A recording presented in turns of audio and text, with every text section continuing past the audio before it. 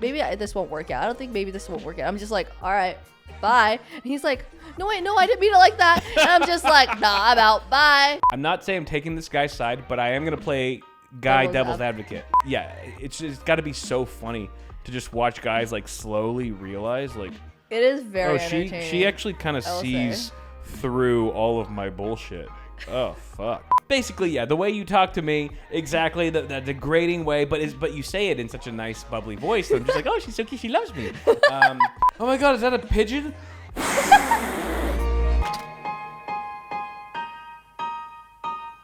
It's tough. It's tough to show your face, and it's even harder to make a name for yourself when you're anonymous. Yeah. Unless you're on OnlyFans, and show photos of your feet. It's still difficult. It's just feet pics, dude. If life were only that easy. Just feet pics. That's all you need.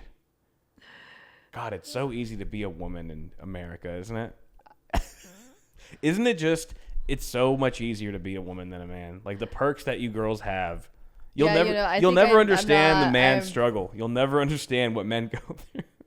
I swear. All right, you know what? Let's break this down. Let's show how hard it is to be a woman based on your dating experience. You've done some online dating in your time, and you've shared stories with me about guys that you've been on dates with, and holy crap, it sounds terrible. I don't even know what compelled you to continue doing it after the first one or two. I would have been like, well, I guess love's just not for me, or I'll just try to meet someone at a bar, or just be single forever.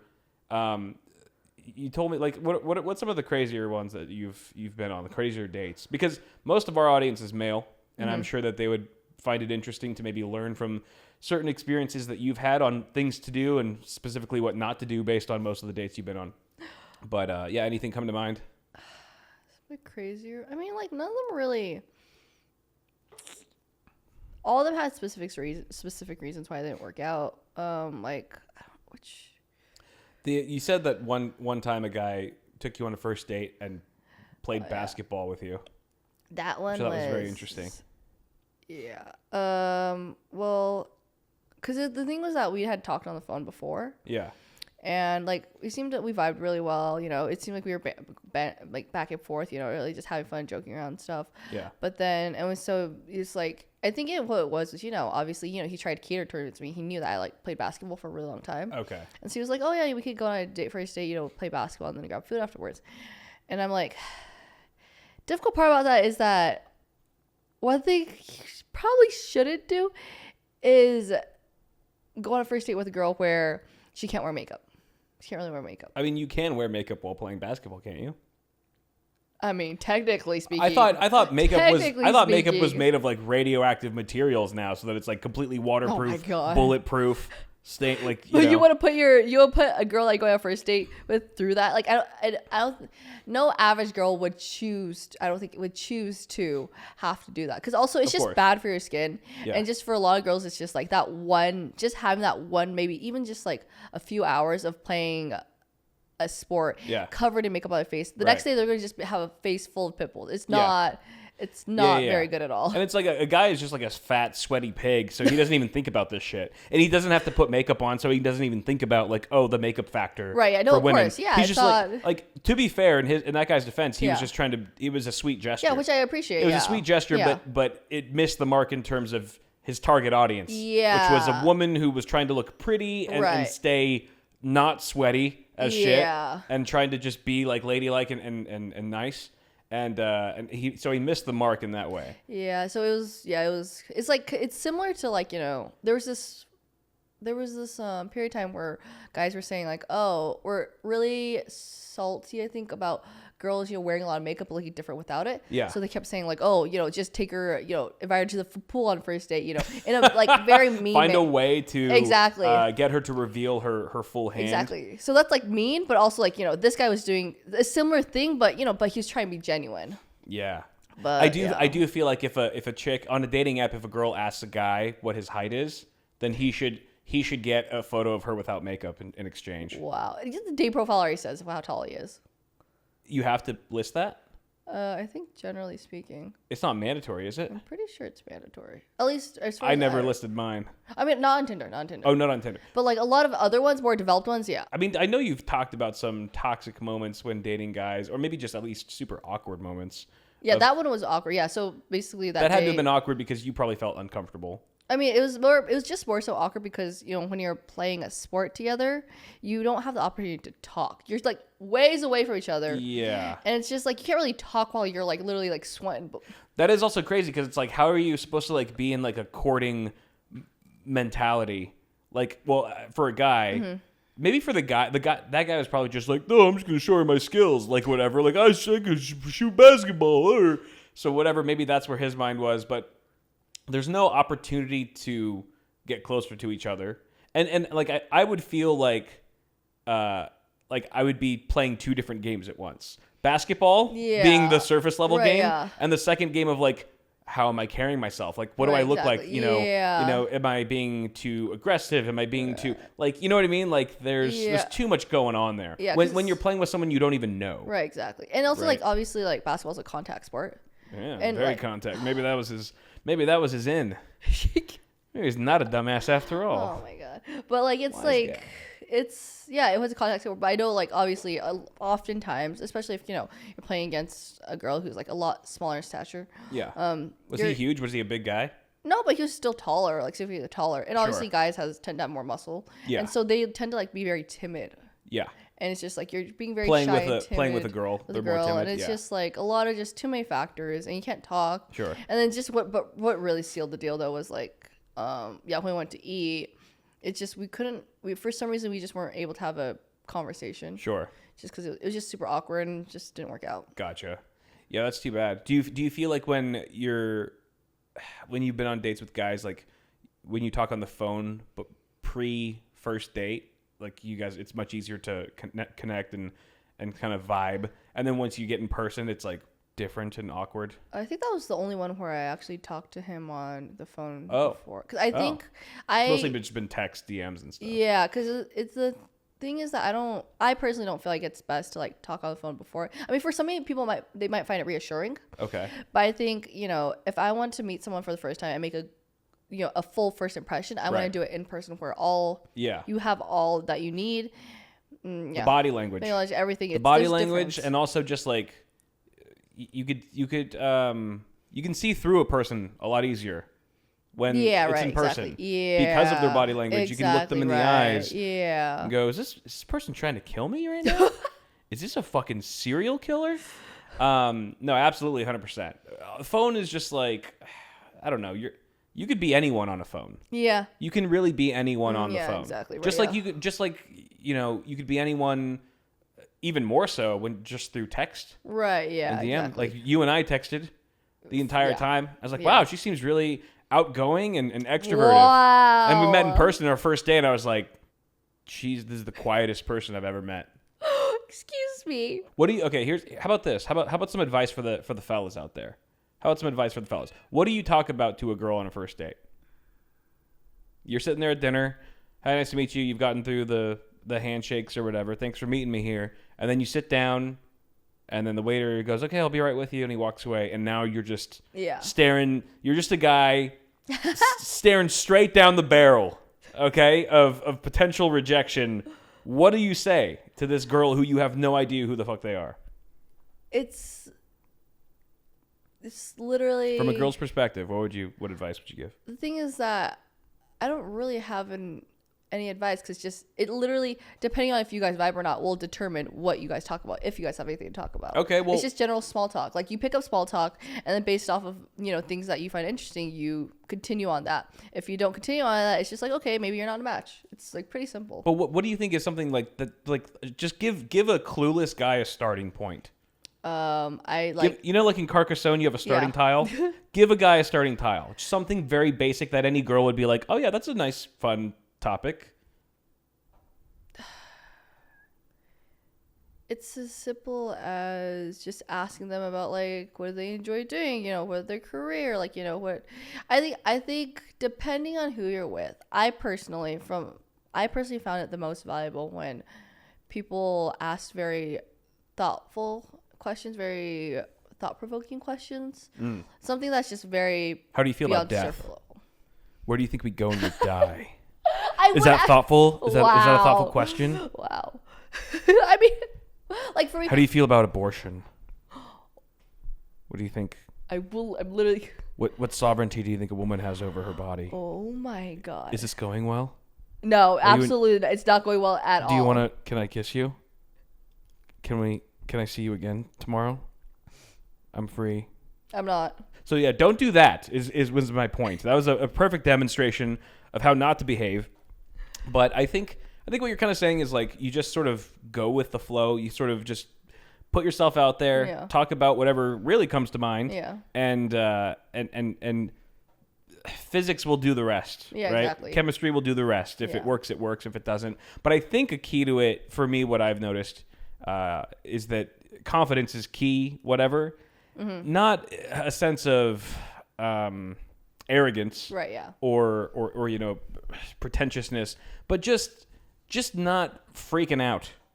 Because when you freak out, words don't come out right. Right, yeah. You fuck up, you stumble over yourself, and that creates awkwardness. Right, exactly. For both of you. Yeah. So it's like the more you can just relax and go, we're just hanging out. There's no pressure to perform or to be like the best thing that, you're not fucking Superman right now. Yeah. You're just like trying to get to know a person. Right, yeah, exactly. And there's no pressure to it. Yeah. I think as long as you can just sort of take a deep breath and go, okay, it's not a big deal, then it allows you to be more yourself. Yeah. And just be more comfortable in your environment. Right. And I think when that's like the ladies tend to just feed off of your energy. If you make it awkward and weird, they're going to feel awkward and weird. Right, of course. But if you can kind of just go with the flow or whatever, then they're like, oh, they feel safe. Yeah. So it's almost like it doesn't really freaking matter what you say.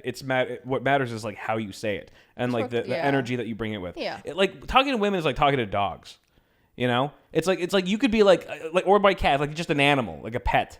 Right? It's like I could be like, oh, what is it, boy? Are you the dumbest boy in the world? You're so stupid. I hate you. So how I talk to you? But it's the tone and inflection. Basically, yeah, the way you talk to me, exactly the degrading way, but you say it in such a nice, bubbly voice. So I'm just like, oh, she's so cute. She loves me. So I think that really is kind of, we are primitive in that way. Yeah, you know what I mean. Yeah, there's a primal thing. It's like we're very energy focused. Yeah. The devil's in the details and all that. But okay, so what else about dating? Any other advice that we could give guys? I think I mentioned to you before. Like, there's been a couple of dates. To be fair, I eat a lot. I do eat a lot. You eat a lot, yeah. But there were a couple of dates like way more than average. Wow. It is a problem. Excuse me, says you.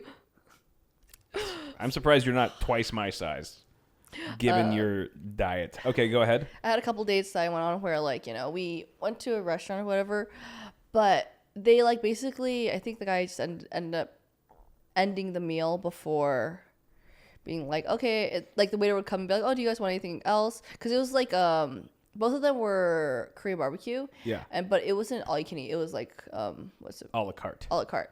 And then the waiter came and was just like, oh, do you guys want anything else? And the guy was like, no, we're good.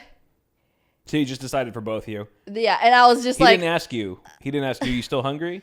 He was just like, I'll call it now. And it's one of them, it was because we ordered literally just one side of meats and one side. And the guy, I think he said he was done because he was a little skinny, and so he was full. Yeah. I was not full. Yeah. The second one, we went to it was a nicer BBQ place. Right. And I think it was just. And size doesn't matter, by the way. Just because you're skinny doesn't mean you don't eat a lot. I mean, you're pretty petite and you eat like a whale. So looks can be deceiving, but go on. And the second one was a nicer BBQ place. I think maybe it was just due to budgeting reasons he was just yes, right. And he didn't pay for it. We split that meal too. Okay. But it's just for me, it's maybe he was still hurting even if he was splitting. Yeah, right. So that I'm just I don't. If obviously I would hope if a girl's genuine or whatever, you don't really a good a legitimate partner wouldn't care about exactly how much, if the meal is expensive or not, but rather it's more just courteous to just go to a place, or if you're gonna do something, make sure you're doing it to the fullest when you're finished. Blah, blah, blah, blah, blah. You're full. I'm gonna defend the guys on this one. Okay. Because they're used to dating just the average LA girl, which is gonna eat 2 peas and maybe I mean, they're gonna lick a piece of bread and then be like, I'm full. I mean, those meals are and then they end up buying like, a 3-course meal, and they're like, why am I spending $100? And she ate like 3 bites. You are not the average. But those meals were actually a lot less than average, though. Those meals are very like. But I mean, trauma does its thing. You had a few experiences, like you touch the pot, you get burned. You're gonna be very careful around that pot. You're gonna be extra conservative around that pot next time it comes around. Because you are a freak of nature that eats everything in sight. But like I don't blame any guy who goes on a first date with you and has no concept of how much it takes to get you full and goes, oh yeah, like we've eaten what normal people consider more than enough. I would never imagine this small Asian girl is still starving. Like the pound of meat she just shoveled into her face was just an appetizer. I mean, okay, to be fair, those KBQ trips, they were not actually. It was significantly less than average. Okay, but yeah. I do agree that you shouldn't just make a decision. I think that's toxic masculinity, clearly tapping in, because the guys are like, I'm going to take charge. I'm going to be the man. I think to some degree. Ooh, here's a good question. To what level is it? Where's the fine line between like the sexiness of a man taking charge and making decisions for you, and overstepping his boundaries and or your boundaries and deciding too much? Because obviously in that moment where he was like, "Oh no, we're full, we're good." You would have been like, it would have been courteous if he asked me first. Yeah. But I know some women are like, oh, I thought it was really sexy when he like ordered my drink or he ordered the food for us and kind of took charge. So where do you draw the line for that? I mean, obviously, I think I feel like generally speaking, maybe those who crave, a guy who's more like super dominant to the point of like, not being courteous. Yeah, just like slaps you across the face and he's like, we'll have the 2-piece chicken nugget. We'll have the 10-piece chicken nuggets and we're getting chicken nuggets after this. Hold on one sec. And 2 Diet Cokes. Thank you very much. Yeah. Okay, so go on. Yeah, so you're saying a woman who likes a dominant guy. It's like, eventually, obviously, to the point where it's like, lack of courtesy. Right. I think there's a sense of maybe a bit of trauma. There's something else going on in that. If like, if the woman wants. Really? To the point where courtesy is like taken out of the picture. I see. There's something going on. Well, there's something else. If a woman's like, no, I want him to just disrespect me. Yeah, exactly. At every turn. But I think generally for a healthy individual, healthy relationship, it's always good to be courteous. True. For a realistic partner that you want long term. What about, is this too bold of a move? You find out what she's going to order first, and you go, hey, what are you going to order? And she's like, oh, I've decided I'm going to get the lasagna. Yeah. And then when the waiter comes by, you go, oh, she'll have the lasagna, I'll have the thing. Is that, I feel like that can be taken 2 completely different ways in today's day and age. One is like the feminist of just like, I'm my own woman, I can make my own decision. Like, I don't need a man to order for me. And the other one is more traditional. It's just like, oh, that was nice or whatever. I don't know if I would necessarily consider that more feminist.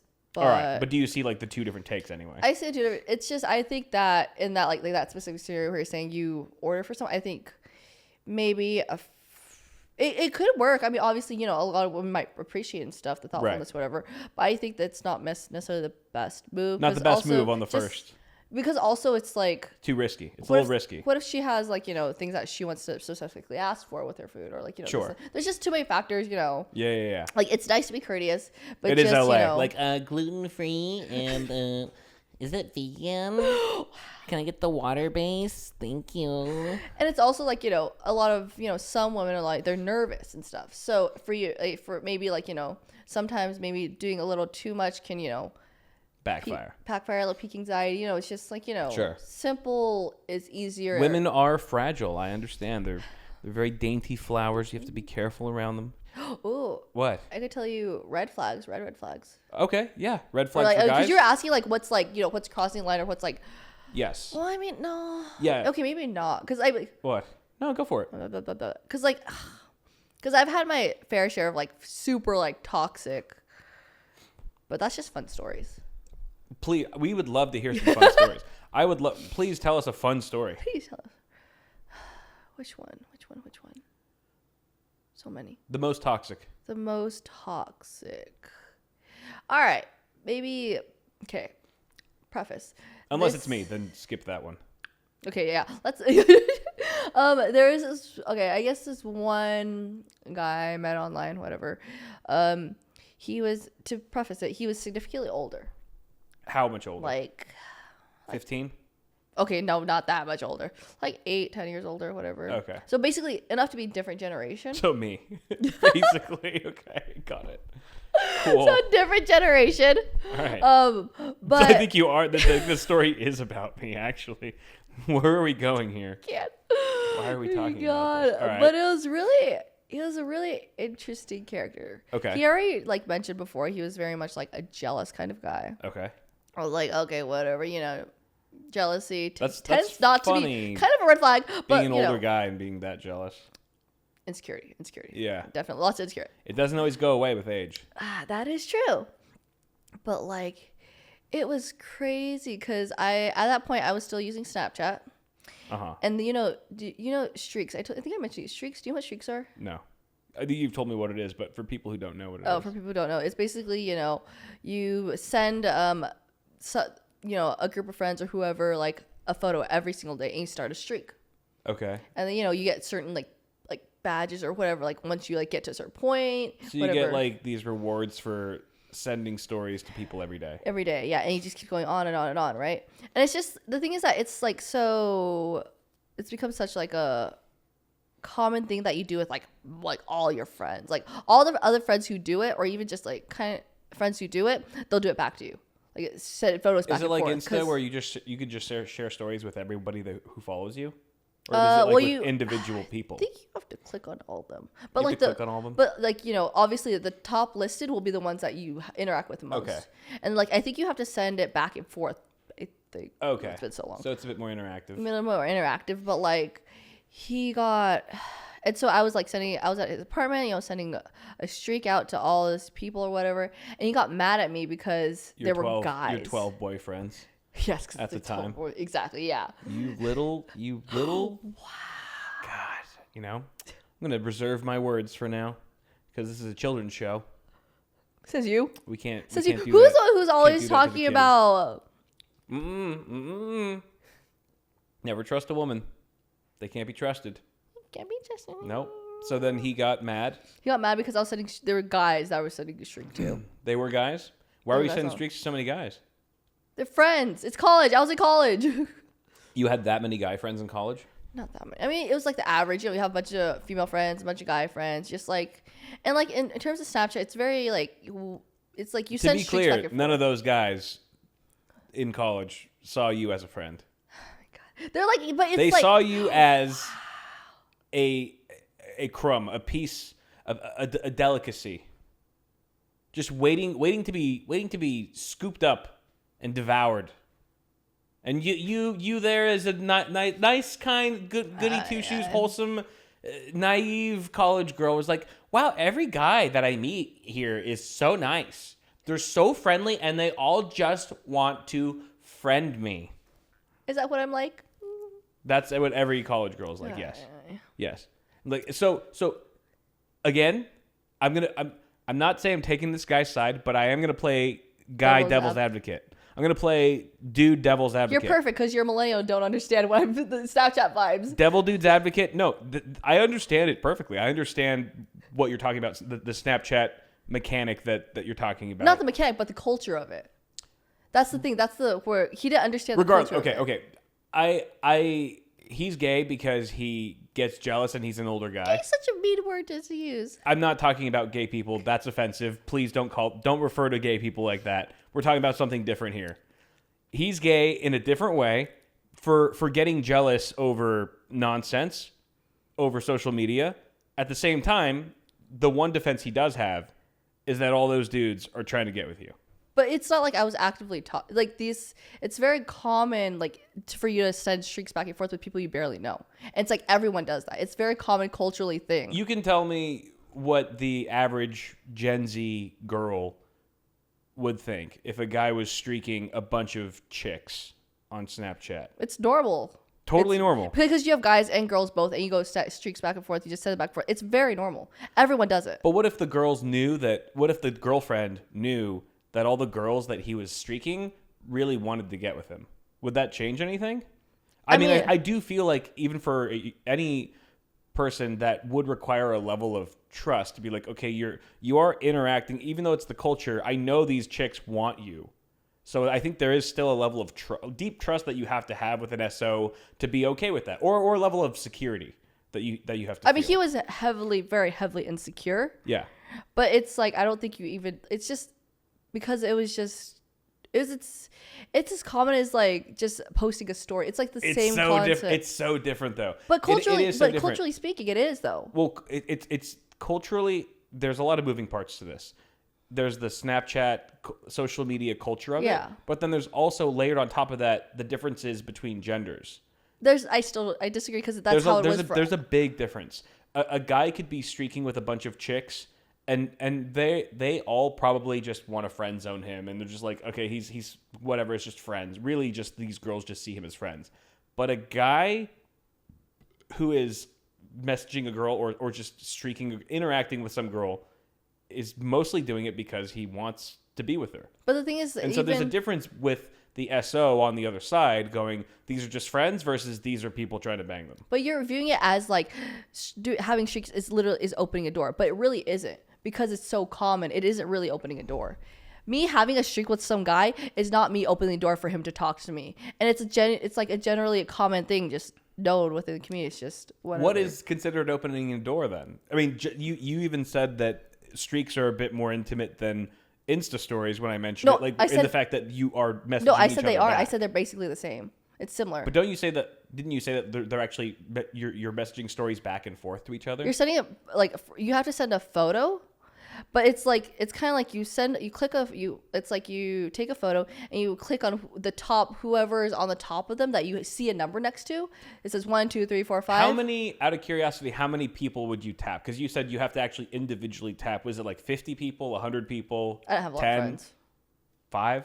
No, it's more like maybe like rough ballpark, the roughest ballpark you could imagine. 15. 15.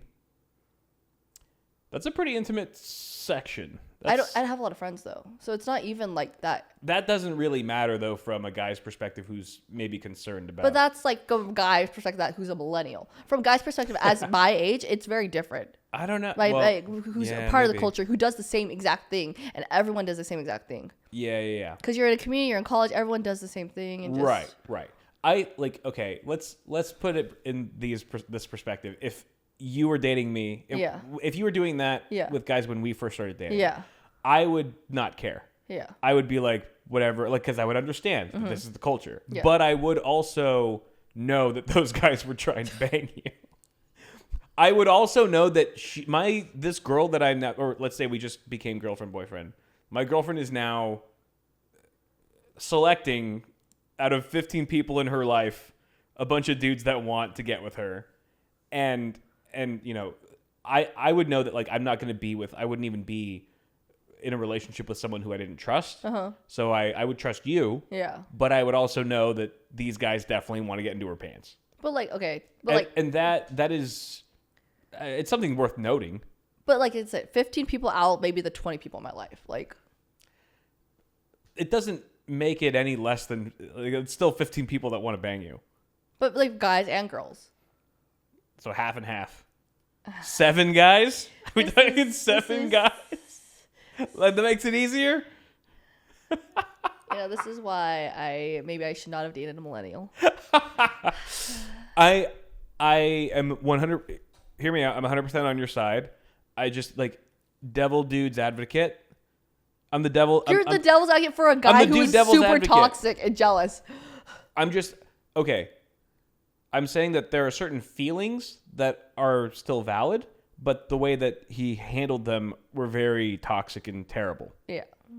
But from a normal guy's perspective, you can still feel valid in how you feel about things. I mean, anyone, of course, can feel valid. I'm saying the way that he reacted to it was very... Of course. But what I'm saying is he reacted poorly, but what he felt is probably not something that most women can relate to. because of the nature of men. Oh, I definitely hesitate to agree. You have to. You disagree? I hesitate to agree. Okay. All right. Yeah. I wish that we could swap minds for a minute. I wish you could spend 10 minutes in a guy's mind. I wish you could spend 10 minutes in a woman's mind. But we're talking about the guy's reaction. We're talking about what was in his mind. Mm-hmm. We're not talking about a woman's mind right now. Yeah, but you were just saying that. I'm saying comparing the two. You were just comparing the two. All right. That's a good story. I imagine it didn't last very long after that. No, because he also kicked me out of his apartment.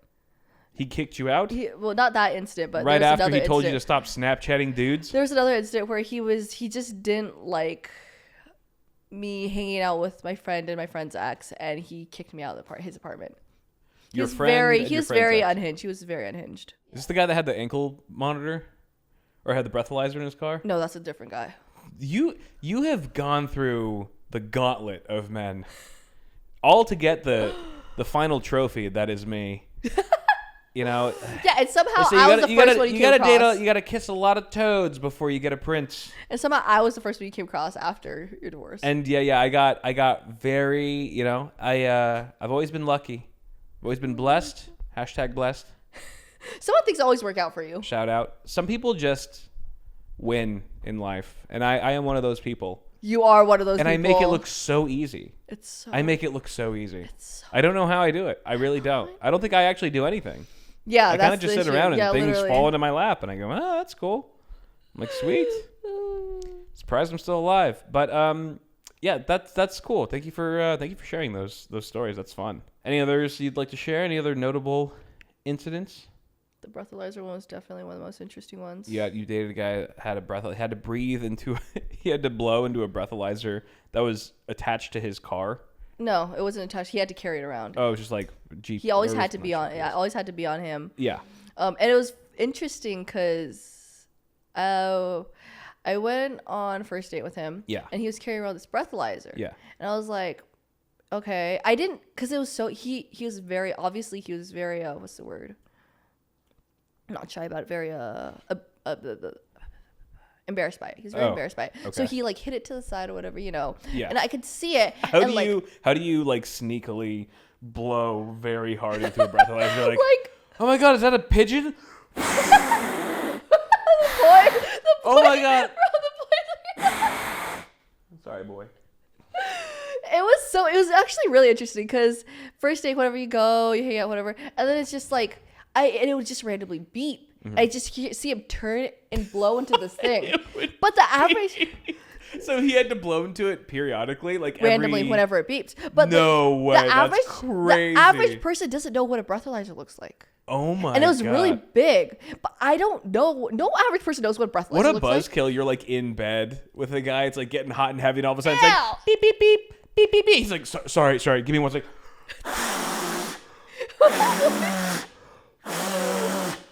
All right, where were we? At that point, the girl's gone. You've lost the girl. The battle's off, dude. You've lost the war. Obviously, I was not in bed with him.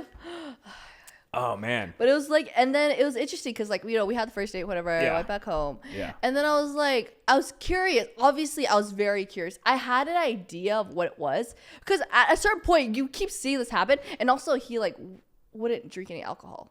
Wait, so he didn't. All, like, so he would. Together. Wait. So you're telling me the first time this happened with this guy, he would blow into it while you were there, and he didn't explain anything. He didn't excuse himself.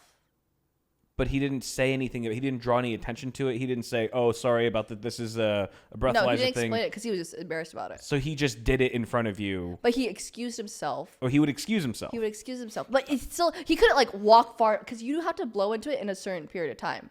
Yeah. It's very inconvenient to keep like walking like ways away. So he would just go into a corner of a room and be like, "Can you look that way? Can you look away while I do?"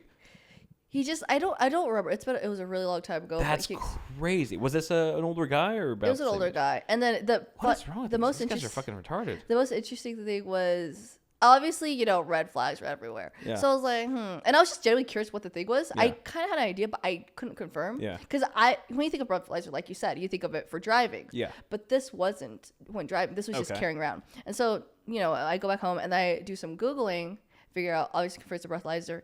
And I figure out why he has the breathalyzer. Did you find him in the registry? Like I found because basically, because I think for generally speaking, I think most nowadays, LA especially, girls would do the full background check, right? Of course. I did. You did it on me. I did. And you found. I did. Everything I hoped you wouldn't. So that's cool. I found your divorce documents. Yeah, you did. Like, oh, well, I already know I already know this guy's going through a midlife crisis. That's fun. But yeah, go on. But yeah, no, I did full background check. And normally I'm really good at it. Yeah. But, you know, I met him. I saw the breathalyzer. I was like, that's weird. I go back home. I do some research. I do a more extensive background check. And I realized it's because I literally found the news article and the lawsuit, the paperwork for the lawsuit. And he was what did he do? Was manslaughter or something? For involuntary manslaughter. It was for involuntary manslaughter. Did you ever find out what the hell that was about? Yeah, there's literally there's articles online. What happened? He's a rich kid. Okay. Came from a wealthy, family. You are a bit of a gold digger, I will say. Yeah, definitely. Everyone knows it. He's kind of a rich kid, but also he had his own business. Like when I talked to him, he had his things about him that he was an entrepreneur within himself. But he had. I make breathalyzers, actually. The finest breathalyzers in the United States. He was driving one of those really nice, sports cars, whatever, and he was messing around with a friend on the passenger seat. Crashed the car. A friend died. Oh, that sucks. All right, so not only does he have to breathe into this stupid device every 10 minutes, but he also has lifelong trauma from killing his friend. That sucks. And then I think what the agreement, I didn't really read the full court documents, so I was too lazy, but I think the agreement obviously included. Dear God. But it was interesting because in the case, it didn't say that he, it didn't say he was drinking when driving, but I think the agreement that they came to or whatever, I don't know. Maybe it was maybe he had some alcohol in his blood, but it wasn't. It said it was reckless. It was reckless driving. It was a wet reckless. A wet reckless is like it's like a diet DUI. I did actually. I think I've heard about that before. Yeah. But I mean, either way, I mean, they could have just been dicking around, driving fast. Yeah, I think that was roasted because he actually ended up crashing the car literally practically right in front of who was the mayor for LA? Was it Gavin Newsom? Was he mayor for LA? Yeah, I think. I don't know. I think it was Newsom. He crashed in front of Gavin Newsom? Pretty close to Newsom's house. What? And then Newsom goes out and sees the entire. It was. I read the article. Whatever. Hell? It was wild. It was absolutely wild. That's wicked. But like. Yeah, this is Gavin Newsom's California. But yeah. That is I mean, yeah, probably some booze was involved if they're having him if they gave him a breathalyzer. But yeah, but it's that is crazy. Did you ever get like any sense of like how effed up he was from his friend's death? No, but I could tell, like, because he's, I think generally, especially guys, when they're older, they're generally really good at masking their emotions and stuff. Sometimes. And he was like, he was like a jokester. Okay. He was very much kind of like a jokester, so he kind of like masked it pretty well. But there were moments in our conversation where he hinted at things. Yeah. And he hinted like, he said like, I think he phrased like, one time I did go over the edge. Yeah. But he didn't say it directly. So I was able to put the pieces together. He's like the Joker. Everything's funny and hilarious, but he's like moments away from having a psychotic break at any time. Yeah. Just and go off the rails. There was so much I did a lot of digging and I found out like he had a kid, he had a divorce. There were so many things going on. He was a complete mess and his and he didn't tell me anything. Yeah, dating someone who's been through a divorce, that's what a fuck up. What a fuck up that guy is. Jesus, stay the hell away from him. So did you ever, I'm guessing you never told him that you did this digging. You never got to that point. I mean, I wanted to give him the opportunity to tell me. Yeah.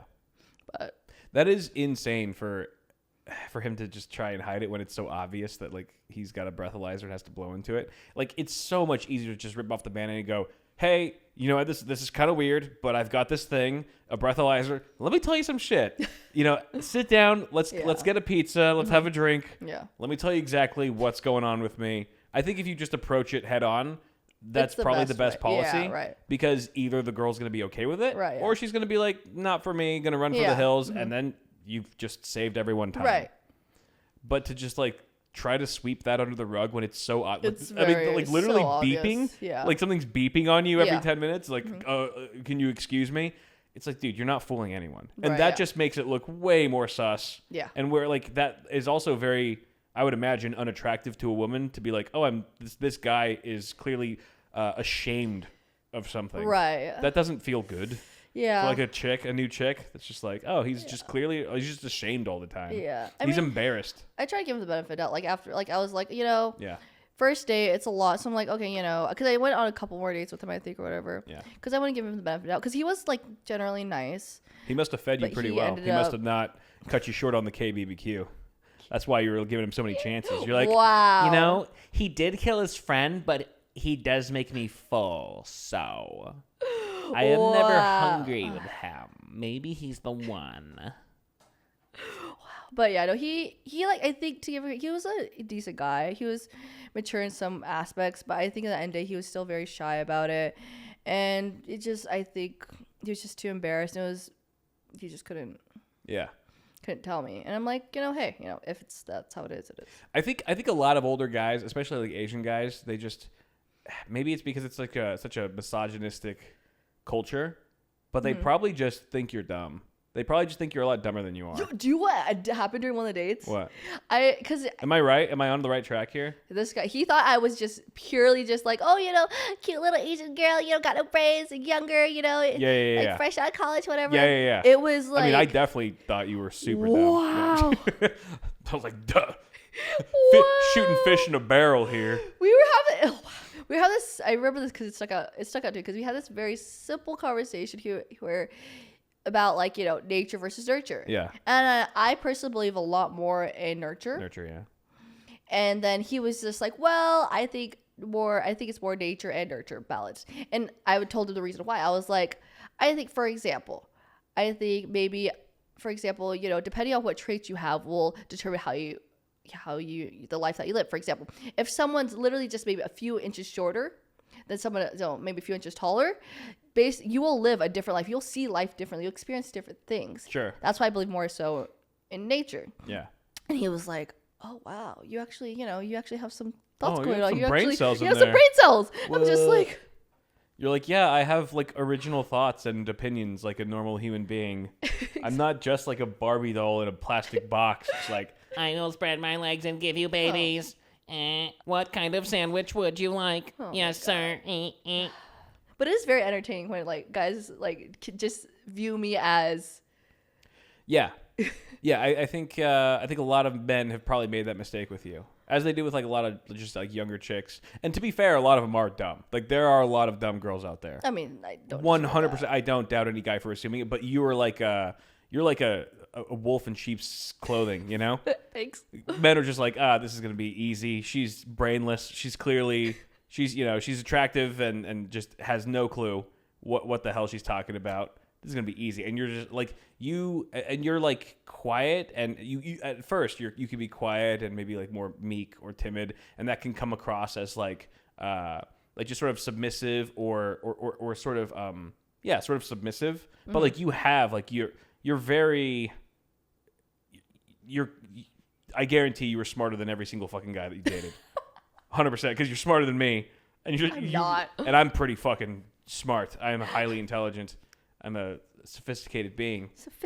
Quite the specimen. But yeah, it's got to be so funny to just watch guys like slowly realize like it is very entertaining. She actually kind of sees through all of my bullshit. Oh fuck. Right? Like it is very. That's 100% hilarious. That's so funny. It is quite, especially like when like, you know, you're talking to like a really toxic guy and he's just like, you know, throwing out all this stuff. He's just like one time this guy was like, maybe we shouldn't, you know, he was just being super toxic. He was just like, maybe we shouldn't, like, you know, I don't think this is gonna work. Maybe this won't work out. I don't think maybe this won't work out. I'm just like, all right, bye. And he's like, no, wait, no, I didn't mean it like that. And I'm just like, nah, I'm out, bye. So he called your bluff, thinking you would come running back. That you would chase him. That you would. There chase. were enough red flags where I was just like, nah. I mean, yeah. If you say that, it's already not looking too good. All right, I think we've been going for a solid hour here. We have? Yeah, that was quite calm. Oh. Is that fast? Just talk about dating. I think so. I feel like I gave trashy content. No, I thought it was good. I thought it was pretty. I think your stories were nice. Yeah, dating though. They were very fun. With someone felon. Unless there's any last things we want to talk about. I mean, obviously, you and I were 10 years apart. We're an age gap couple, I guess. That was one of the topics that I had written down. There's not much to say. Like we already talked about this in a previous episode. I think a little bit. A little bit, yeah. I think the biggest thing for me is we don't. I'm always curious how we come across to other people.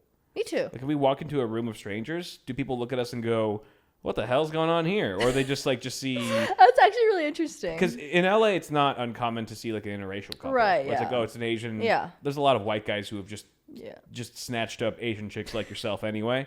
So that's pretty common. But the age gap thing, I really don't think.